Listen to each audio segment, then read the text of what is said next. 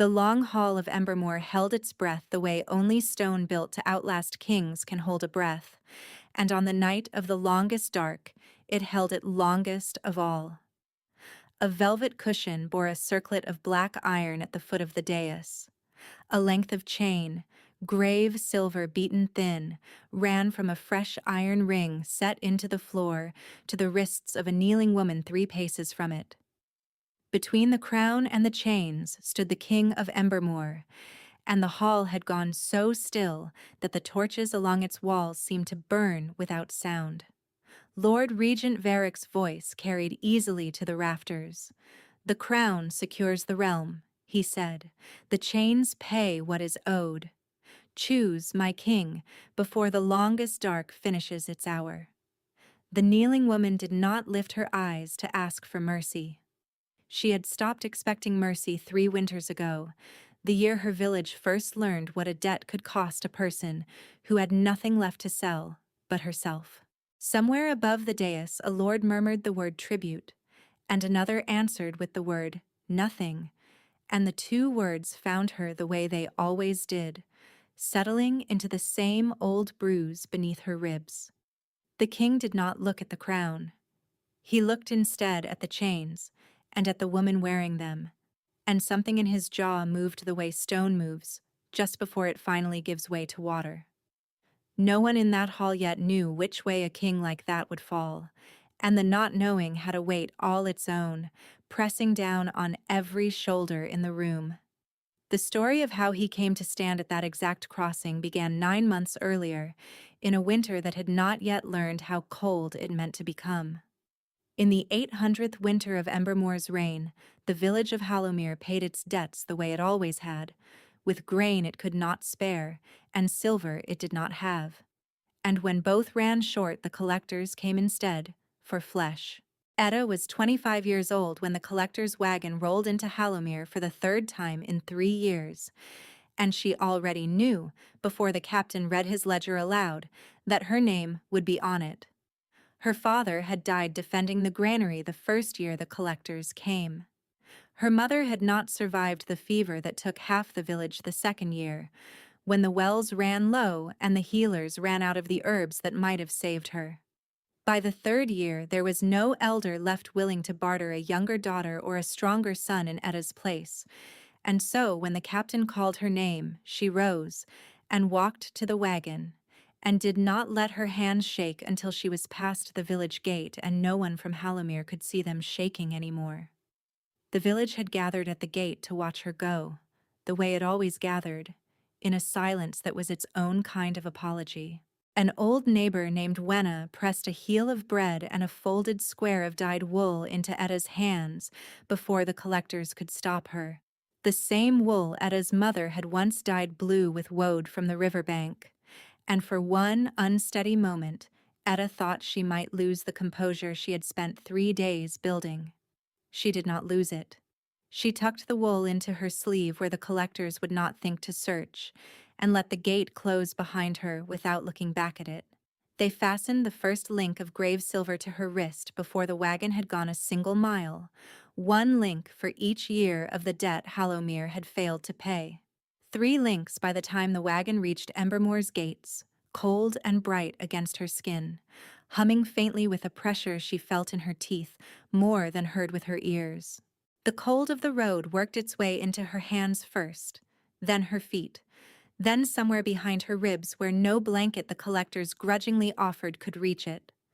And by the 2nd day, she had stopped trying to warm herself and simply endured the cold the way she had learned to endure most things that winter, by counting the mile markers instead of the hours.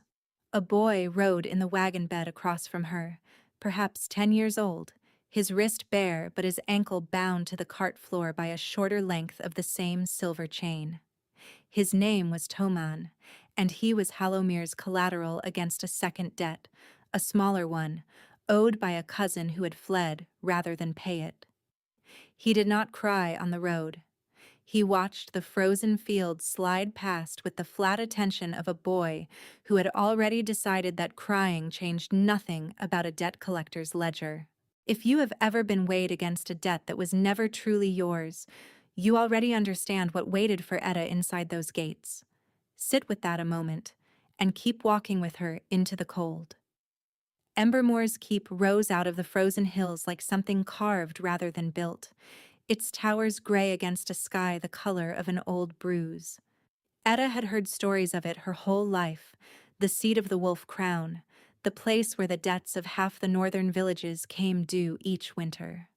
She had never imagined seeing its gates from inside a tribute wagon, chained beside a boy who was not yet old enough to understand what the silver on his ankle truly meant for him. Smoke rose from 100 chimneys against that bruised sky, and somewhere beyond the outer wall a bell tolled the hour, low and even, indifferent to the wagon load of debts passing beneath it.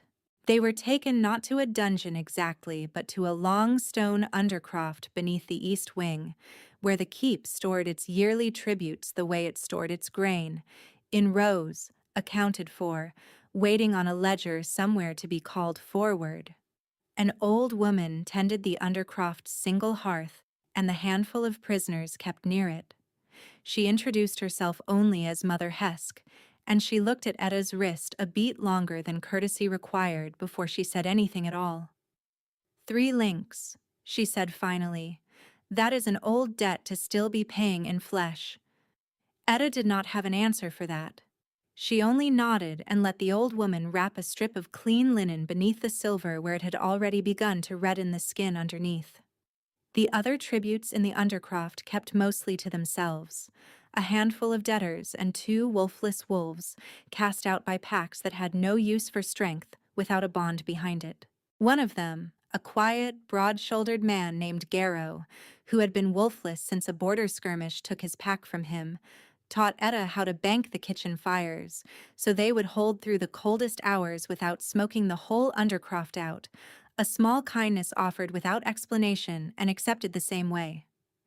Etta learned the rest of their names within the first week without learning much else about them. Grief, she had found, made poor conversation.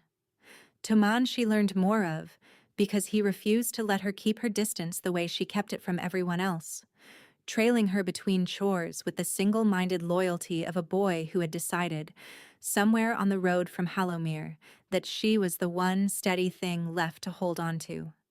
The tributes were brought before the king 2 days after their arrival, not for any mercy, but for the keep's own ledgers, so the crown could set its eyes once on each debt it meant to collect. Etta had expected a hall full of cruelty.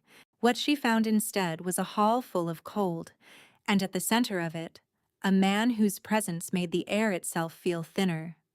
King Roth sat his throne the way a mountain sits a horizon, not posed, simply unmovable. His beard was dark and close-cropped against a jaw that looked carved by weather rather than by birth, and his eyes, when they finally reached her, did not move the way other men's eyes moved over a chained woman. They stopped. They held. For one long breath, the whole undercroft line behind her seemed to vanish, and there was only the king's attention settling on her, like a hand laid flat against her sternum, and the strange, traitorous warmth that bloomed beneath her ribs in answer. The hall around him smelled of cold stone and old smoke, and somewhere beneath that, faint and unplaceable, a warmer scent that Etta would later come to know as simply his, wood smoke and something underneath it like the air before a storm finally breaks. She noticed it before she understood why she was noticing it at all, and the noticing unsettled her nearly as much as his stillness did. She told herself it was fear. Her body did not agree with her, and that frightened her more than the chains did.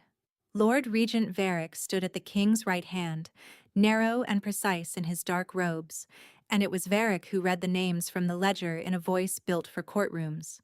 Hallowmere, 3 years unpaid, he said. Etta, debt tribute, 1/3 of her line claimed against it.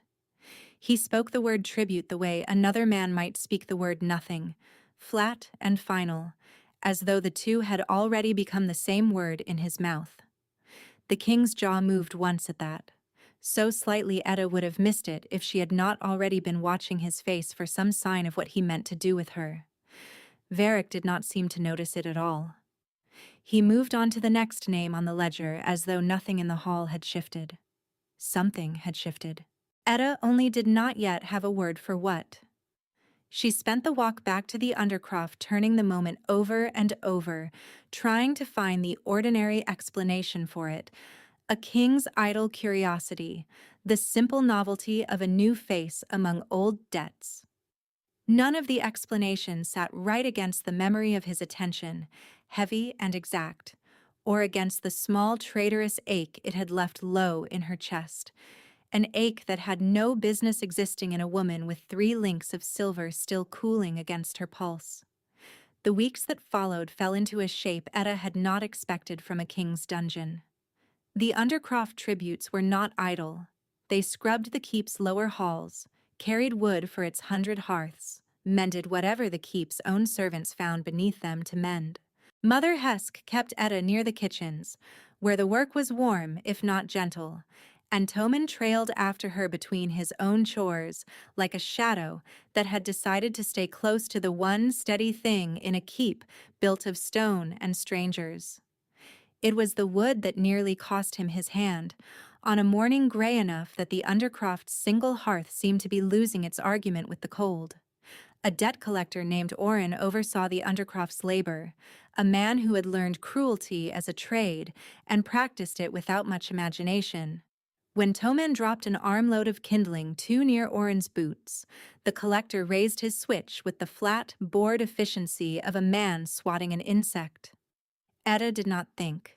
She put her own forearm beneath the strike before it could find the boy's knuckles, and the leather cracked across her sleeve instead, hard enough to split the linen and the skin underneath. Oren's mouth opened to say something about tributes who forgot their place. He never finished it.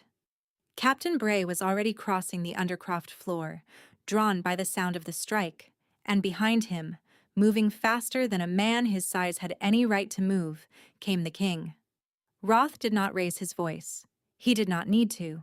He looked once at the blood beating along Etta's arm and once at Oren's switch, and the temperature of the room seemed to drop by several degrees that had nothing to do with the season.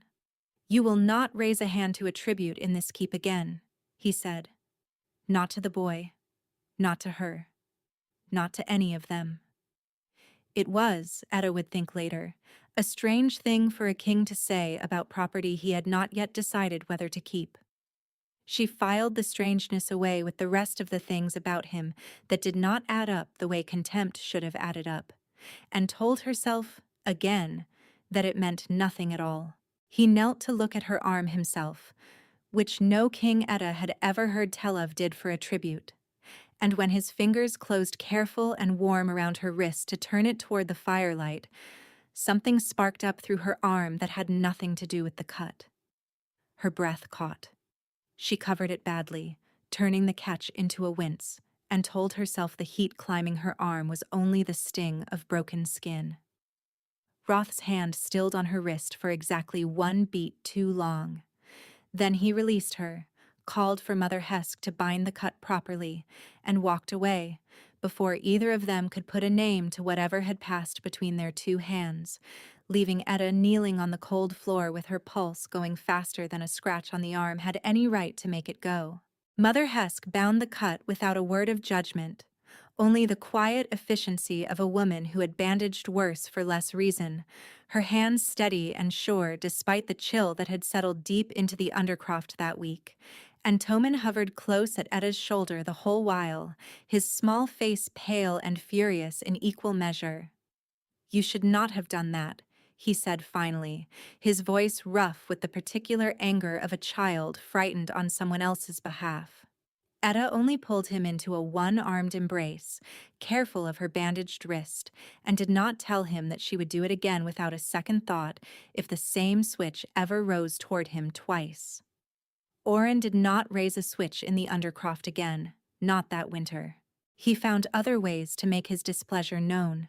Small cruelties dressed as duty, an extra hour of cold water work, a meal forgotten until it had gone cold itself. But he kept his hands to himself, and for that small mercy Etta was grateful in a way that made her angry at herself for needing to be grateful for so little.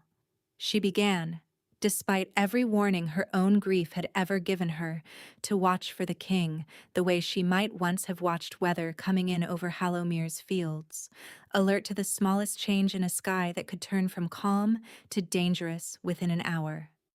He did not come to the Undercroft often. When he did, his attention found her first, every time, before it found anyone else in the room, and she told herself every time that it meant nothing, and believed it a little less with each telling. It was Mother Hesk who first said the word duskroot aloud, and only because she had spent 40 years learning herbs and recognized the gray tinge beneath a strong man's eyes when she finally saw it clearly by firelight. "The king is being poisoned slow," she told Etta one night, low enough that the words would not travel past the hearth. Not enough to kill him outright. Enough to keep him biddable. Enough to keep him from arguing too hard against whatever the council wants done with him this winter. "How can you tell?" Etta asked, and Hesk only tapped 2 fingers beneath her own eye. "The shadow sits wrong," she said. "A man worn thin by grief looks tired in the whole of his face. A man fed duskroot looks tired only here, where the herb settles heaviest, and nowhere else his body would show it honestly. I have seen that particular shadow on 3 other men in my lifetime, and none of them lived to see who had been dosing them." Etta did not know what to do with that knowledge until the night Roth came down to the Undercroft alone, well past the hour any king should have been awake, and folded to one knee against the wall before he had even reached the hearth. She caught him before his shoulder struck the stone. He was heavier than she expected, and warmer than any sick man had a right to be, and for a moment his head rested against her collarbone while his breath came uneven, and his hand found her wrist again, gripping it the way a drowning man grips a rope thrown too late. "Stay," he said, so quiet she nearly missed it entirely. She stayed.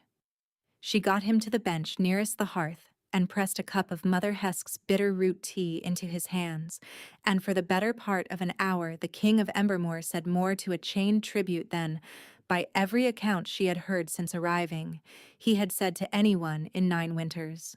He told her about a queen named Leora, dead 9 winters now, taken by a fever the healers had never fully explained. He told her he had stopped trusting his own wine somewhere in the grief that followed, though he had not known until tonight to put a proper name to why. He told her, in the unguarded space between one cup of tea and the next, that he had not wanted to choose a new queen at all, not for the realm's sake, and not for his own, until a debt tribute with steady hands had put herself between a switch and a boy who was not even hers to protect. Then he caught himself, the way he always caught himself, and the warmth in his face closed like a door pulled shut against the cold. "I should not have said that," he said. Etta only shook her head, because she did not trust her own voice either, not with her pulse still loud in her own ears and his hand still loose and warm in hers where neither of them had quite managed to let go. She felt the want of him then as a plain physical fact, a heat low in her chest that had nothing to do with the hearth, a pull toward him that her mind had no good argument against, no matter how many times it tried to raise one. Her own heartbeat had not settled since his shoulder first met her collarbone, and she was aware of him now the way she was aware of cold or hunger, a fact of her body she could not argue herself out of feeling, no matter how unwise the feeling was. She did not say so. She did not have to. She suspected, from the way his eyes lingered on her mouth before he made himself look away, that he already knew. If you have ever watched someone you were warned not to trust start to matter anyway, you know how quietly that kind of danger arrives. It rarely announces itself. It simply waits for the worst possible night to ask its price. The worst possible night announced itself 3 days later, when Lady Callis of the Frostpine Pack arrived at Embermore's gates with a retinue 40 riders strong, and the unhurried confidence of a woman who had been promised a crown since before she could walk. She found Etta in the kitchens within her first hour inside the keep, drawn there, Etta suspected, by Varric's own quiet word in her ear. She circled the kitchen work table once, slow, taking in the flour on Etta's sleeves and the raw red line the chain had worn into her wrist, before she finally spoke. Adette does not become a queen for kneeling prettily in front of the right man, Khalees said, looking at Etta's chains the way a woman might look at something tracked in on someone else's boot. Whatever softness His Majesty has shown you in his grief, tribute, remember what you are when the longest dark comes.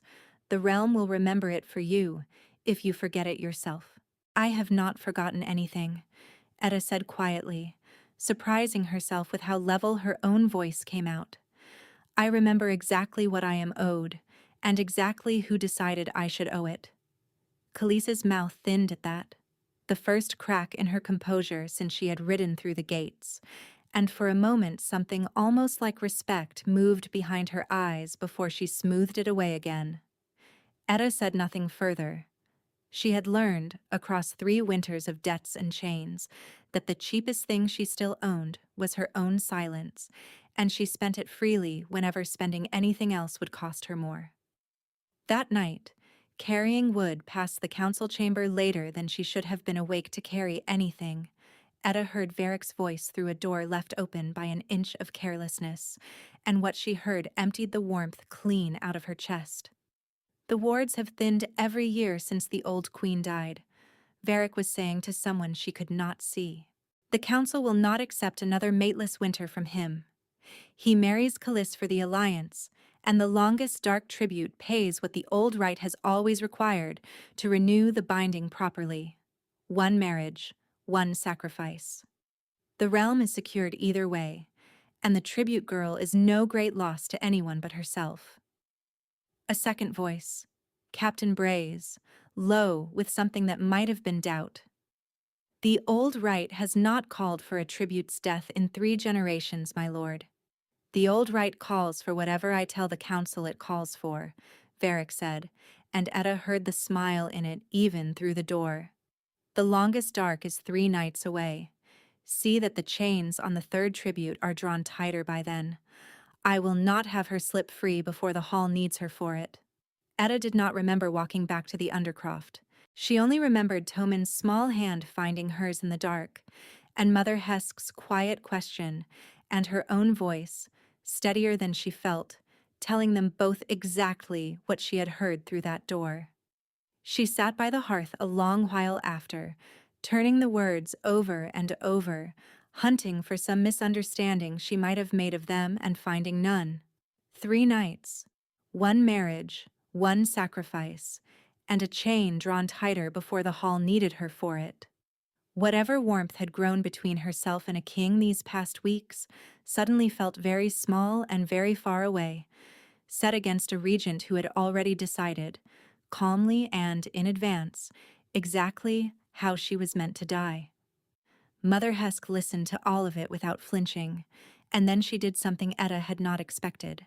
She reached for a leather cord at her own throat and drew out a small disc of tarnished silver, worn smooth by decades of handling, etched with a mark Etta had seen only once before in her life, scratched faint and half-forgotten into the doorframe of her grandmother's old cottage back in Hallowmere.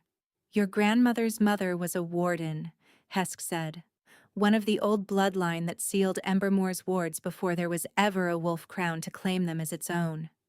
The keep's records call it superstition now, because Varric's family spent 3 generations burying the truth under tribute ledgers and silver mines.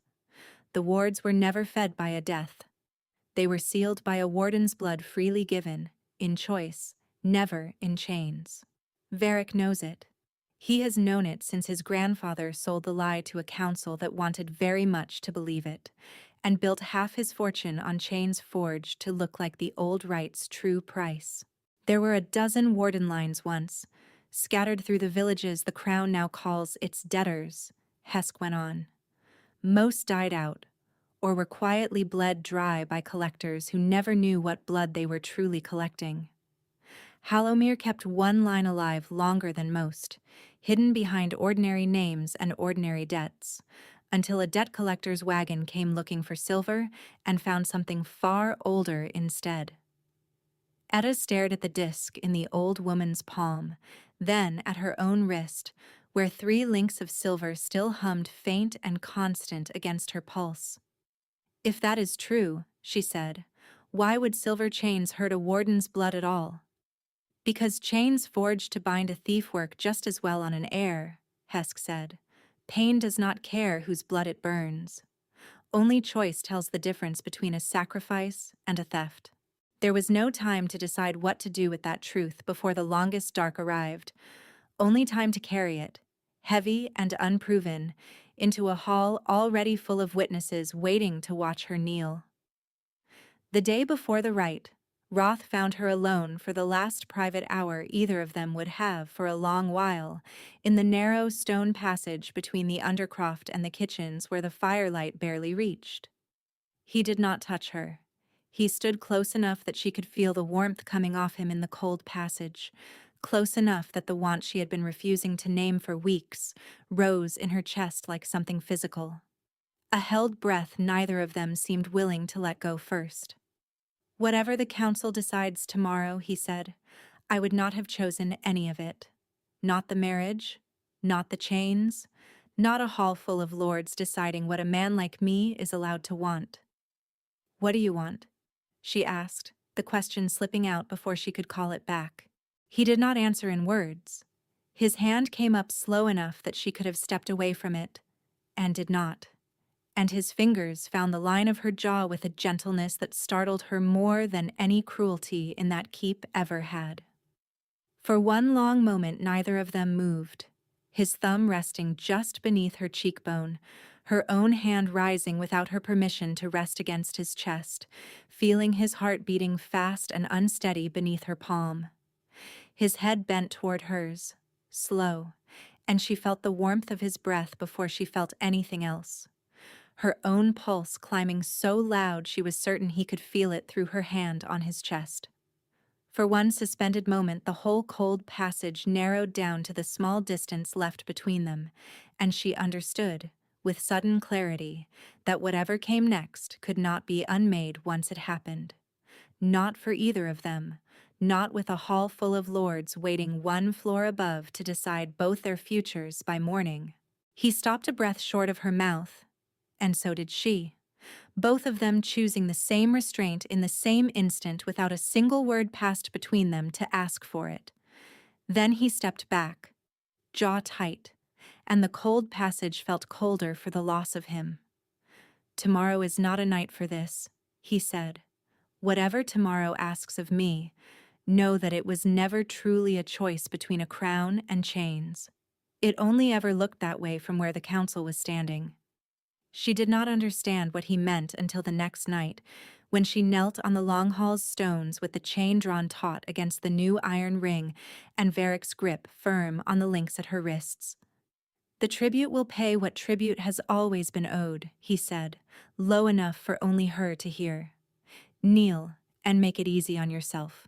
Etta knelt, because the chain gave her no other choice, and because for one terrible breath she believed him, believed that 9 months of debt and 3 links of silver had only ever been leading her to exactly this floor, exactly this kneel, exactly this ending the whole hall had gathered to watch. Varric raised his voice to the rafters, and the old performance of the rite began exactly as it had 100 times before in the keep's long memory, with words about debts and wards, and the price a realm paid to stay whole.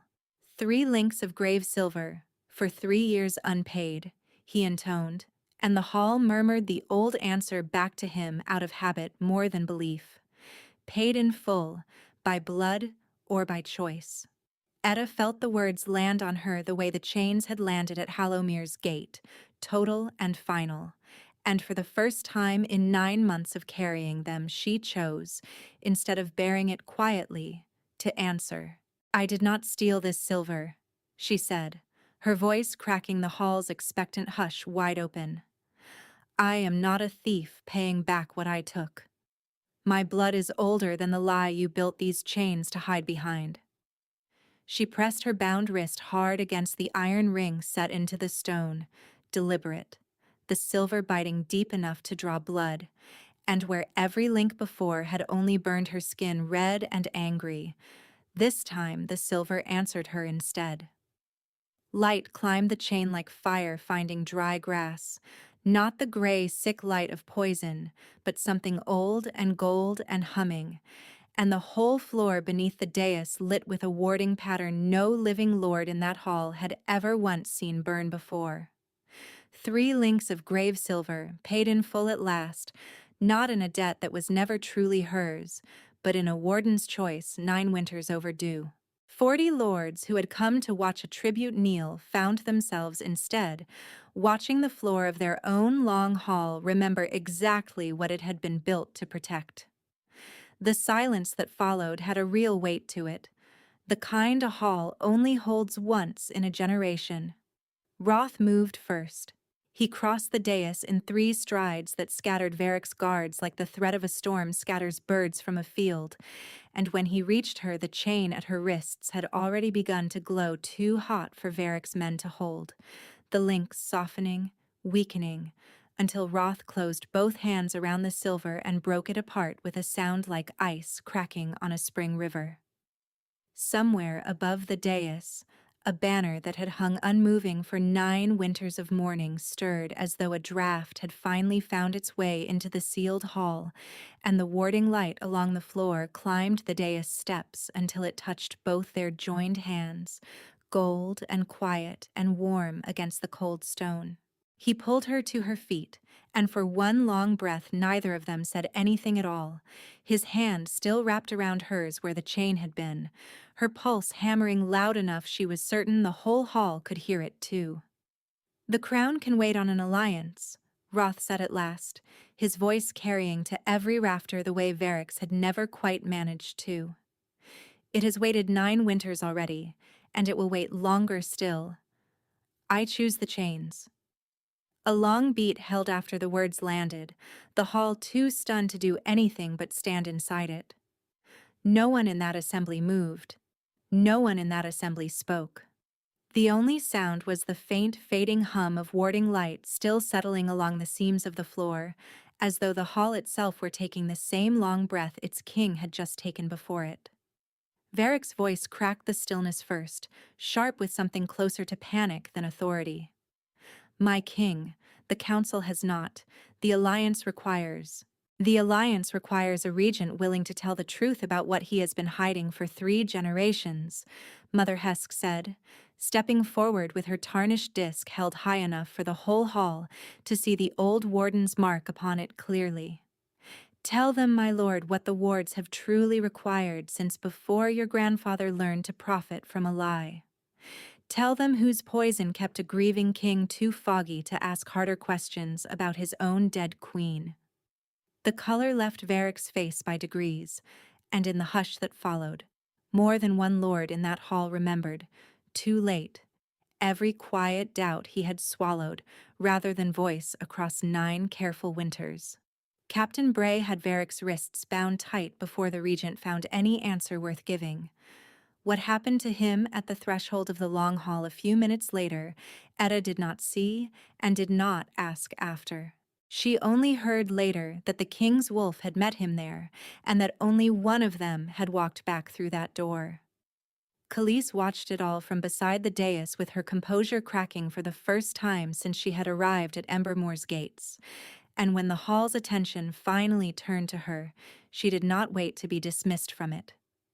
She inclined her head once, correctly, to a king who was no longer hers to claim, and to a warden's heir who had never asked to take anything from her at all.